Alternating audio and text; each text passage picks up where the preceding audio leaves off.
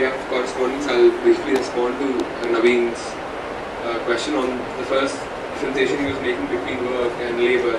One as alienated, the other as unalienated. Right? And this sort of this dichotomy, duality, it existed in Marx himself. I would, and I think the others would also completely agree with him. We did not perhaps lay it out schematically that there are two categories that we're talking about, but human creativity in its ontological sort of sense at this point, this historical movement manifests itself in the workplace. That is perhaps we should have specified. It is in that sense alienated work we're talking about, and it is that we need to break. The second thing, well, I think that will unfold in this final session. I won't sort of answer you. I won't try to say whether this charge in that sense is actually correct or not, but I think tendentially it is true. When you go out to see whether are there movements in the campus, perhaps there are, but tendentially I still think that the university is still a space for cadre building. Last question. You had a question? Comment to me. Okay. The point is, I don't know what the kind of conflict between two kind of arguments in your discourse. One is that there's a knowledge as philosophy and knowledge as negative philosophy. Why I see so? I mean, let's say there's a different layer, another layer of conflict. Party as fetish form and movement as state form. Why do I say this? Because let's say when you were actually answering to one of the questions that I don't see Maoism as an infantile disorder. It's others who are saying so. The point is, it might be true that they are communist in precisely when they are in the infantile moment. Why do I say so? Let's say, point is, the moment they develop their movement, they become state form. Why state form? Because there's a combination of, even if you read their program, you see their politics as combination of labor and property form. So when you talk about generalization of that form and refer to a Hegelian mode of doing politics, that it's only through generalization of the form you develop new form of politics. I would say there can be a different form in which this question can be answered.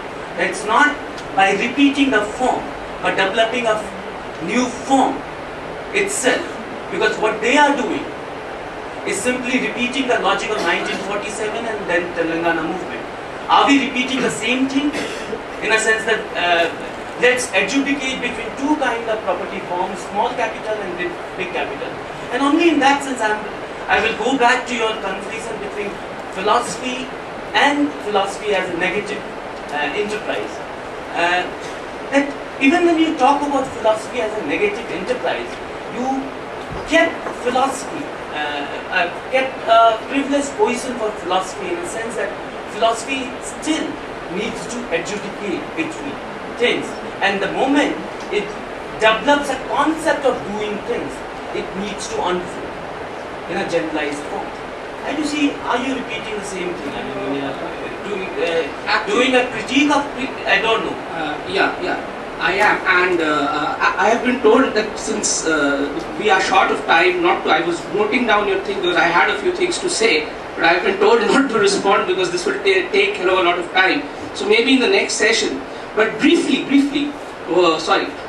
I can't resist the temptation, especially when Alok is there, I really can't resist the temptation. Briefly, I would want to address the first question which you again restated in the end. When you see, the way I begin with the Owl of Minerva, formation of concept as we conventionally understand it in the realm of thought and theory is a moment of the event itself. It is not a moment of thinking about the event. It is a moment of thinking the event in the theoretical moment. That's a constituted word. And then I am saying, but do cheese hai, double movement. Even as you think the event, you also conceptualize the event. Event happens, like Badiou would say, event happens, which means that event comes and goes. It is not fixed. What it leaves behind is a trace. sign of that it happened. So what I'm basically saying is that in the moment of thought itself, there is a moment, there's an evental moment, and then there is a moment of conceptualization, which once again presages the reenactment of that event, whether that reenactment is presaged allegorically or whether it is presaged in a pedagogical conceptual fashion. That is the problem, you see. But I am not saying that first you think about it and then you do it. All I am saying is that thought itself, the moment of thought, is also a moment where the event occurs. And then in occurring it becomes conceptualized, and in being conceptualized it once again, as far as I would want it to happen, should be allegorically unfolded. Self-reflexive allegory ke through it should be unfolded into another moment, not by importing the overgeneralized form, conceptual form in which the logic is applied. This is briefly. Now, in November, the Vice-Chancellor had proposed, out of the blue, nobody knew anything about this before, but you know, to vote for semester system meant that as a package deal, you got this item along with it, which was that honours papers would be reduced in number to 14 or 15, he said at that time, out of 24 altogether. And so 2/3 or a little under 2/3 would be honours papers, and the rest would be, you know, concurrence or something, which he called minors. And what he wanted at the first stage was that, say you did history as your main honours subject, you would choose 6 papers, all 6 papers, in another subject as your minor. And the minor subject, let's say philosophy, would be done at honours level. So this was a bit of a shock, because the university could not imagine how this would be timetabled, for one thing, and secondly, not everybody in every honours subject is equally capable of taking honours papers in another subject, and thirdly, people might want to be more flexible than taking all 6 papers in the second subject. So that was watered down a bit, and the current position is that where departments so feel it is a good idea, instead of all 6 papers in the other minor subject, you can have, say, 2 or 3 subjects represented, a bit more like what we've got at the moment. But still, at present, it stands that honours will be 16, I think now, out of 24, which is 2/3. Currently, you have to get marks in concurrent papers, 50-mark papers, to the tune of 200 total, out of 800 or even 900 for your honours. So honours occupies 80–85% of your current course. So that's been whittled down a lot, which has disturbed every department in the university, I think, the teachers. Another feature, I can't tell you all the features, but another feature is that the Vice-Chancellor wants us to study environment compulsorily. Fine, good idea, global warming and all that, but what are the undemocratic features of this proposal? Nobody knows what the environment course is going to consist of. Nobody knows who's going to come up with it. The ILLL, the Lifelong Learning Institute, which is a sort of Vice-Chancellor's baby where they prepare visuals and quizzes and other things to back up teaching, they're going to be asked to write 15 or 16 lectures on environment and put them on a CD and send the CD to the colleges, and the students, you study it on your own. No teachers, no classes. Is this the thin end of the wedge? You know, that all teaching could be done, invented by somebody at some remote place and then put on a CD, and we can save on all the salaries. So this seems to be a slightly dangerous precedent. A multiple choice type tick the box answers as well. Now, certain subjects which allow debate and disagreement and nuanced answers and things like that, history, English, cannot be tested sensibly in multiple choice. So who decided this? An issue which I think ought to concern all students rather deeply is a proposal about exams. Now, semester system means exams come twice a year. Students' first reaction in my college is good. They don't have to study so much material. You sit the exam in November, December, that's over with, you can forget the whole lot. And you know, you don't have that big burden that you have in April. So they were a little happy about this. Teachers were less happy because they realized that exam branch at the moment cannot complete the exams beginning on 4th April, till 25th of August when the final result comes up of the last BA pass course or something like that. So we know that the process currently takes 4 months for one set. And the semester system requires 2 sets. And as each student will do 4 papers in each semester, every student will have 4 exams, say 2 mains and 1 language and 1 minor or something, to be examined. In November, December, in a space of about 20 days, plus all the marking to be done by 31st of December or something like that. So we feel that this is impossible. So we told the Vice-Chancellor, it can't be done. There's no way that this can be done. So the response to that was, you have to shorten the exam thing at all costs. Basically, academics, quality, careful moderation of how the teachers are marking, these issues are not main concern to what the Vice-Chancellor has come up with. Obviously, what the motive is to prove that you can get the exams done in a short time, by hook or by crook, as it were. So, what it means is that the papers will come in, your student papers, your roll number, which indicates you and your college, will still be on it. It won't be fictionalized and turned into some other red ink number as it is at the moment. So that when I come to mark it, I will know it's Purnima's paper, I don't happen to like her or something, and so I can be prejudiced.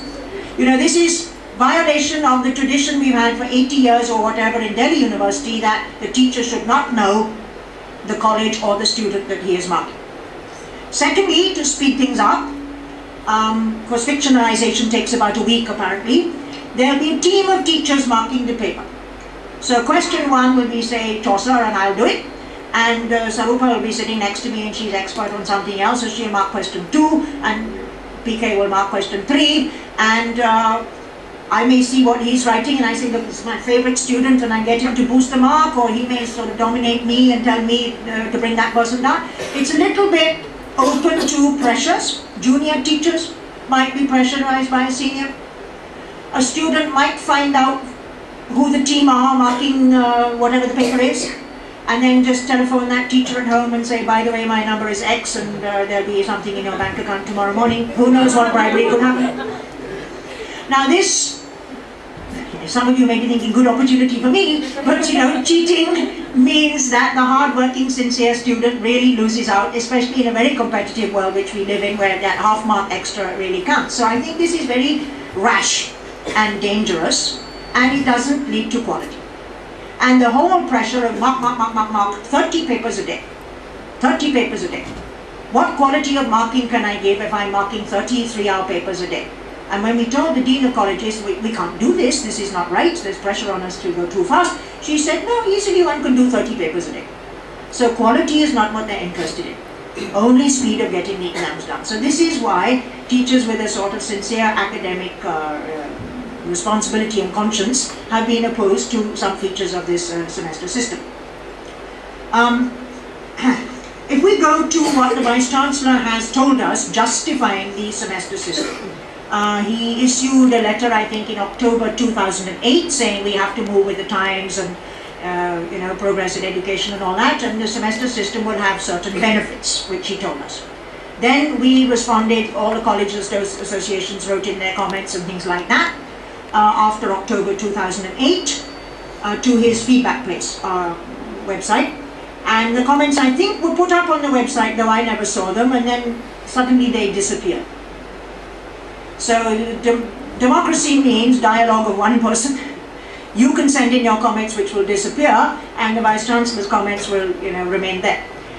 So we have not been able to see each other's college's comments or other teachers' comments, other departments' comments. They've not been put up anywhere. The only way we are finding out what other people think is by our own personal emails or circulating or having meetings. Anyway, he then responded again in May 2009, and I'm summarizing a few of the points that he's saying will necessarily come out of the semester system. First of all, interdisciplinarity. Interface between subjects is where all the things are happening these days. Biology becomes near chemistry and things like that, so interdisciplinarity is a must. My answer to that is we already have it. You have concurrent papers. They were brought in 4 years ago. You can do English with philosophy, you can do English with a history paper, you can take a sociology paper. Maybe it's not brilliant.